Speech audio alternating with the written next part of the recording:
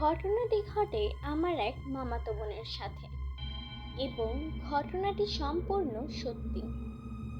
ঘটনাটি 2007 সালের। আমার মামাতো বোনের নাম জাহানারা। বয়স মাত্র 14 বছর। তখন ছিল গ্রীষ্মকাল।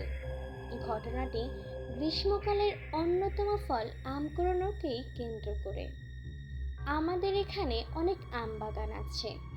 অনেক ছেলেমেয়ের প্রতিদিন দল বেঁধে খুব ভোরে আম কুড়োতে যেত। তো সেই রকমই আমার মামাতো বোন জাহানারা, তারও ছিল আম কুড়োনোর প্রবল নেশা। তো একদিন রাত্রে জাহানারা তার ছোট বোনকে বলল, আজ আমরা দুজন সবার আগে খুব ভোরে আম কুড়োতে যাব। আমি যদি টের না পাই, তুই টের পেলে আমাকে ডাক দিস।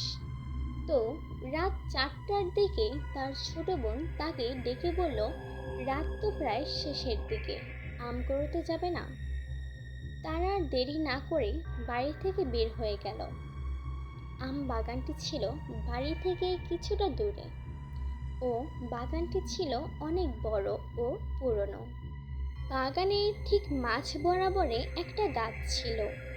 সেই গাছটি অনেক পুরনো এবং ছোট ছিল, কিন্তু সেই গাছের আমই সবচেয়ে বেশি পড়তো।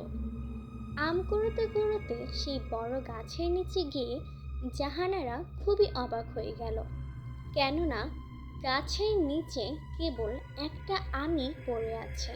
তবে আমটি এই গাছের তুলনায় অনেক বড়। তবুও সেটাকে পাত্তা না দিয়ে আমটি ধরতে গেল, কিন্তু এরপর সে যা দেখল তা অন্য কেউ দেখতে চাইবে না।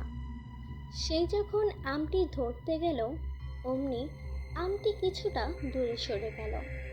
এটা দেখে সে ভয় পেল, কিন্তু ভাবল হয়তোবা সে ভুল দেখেছে। আবারও সে আমটি ধরতে গেল, কিন্তু সেই একই ঘটনা। এবার ভয় তার মনে জেগে বসল, কি হচ্ছে এসব?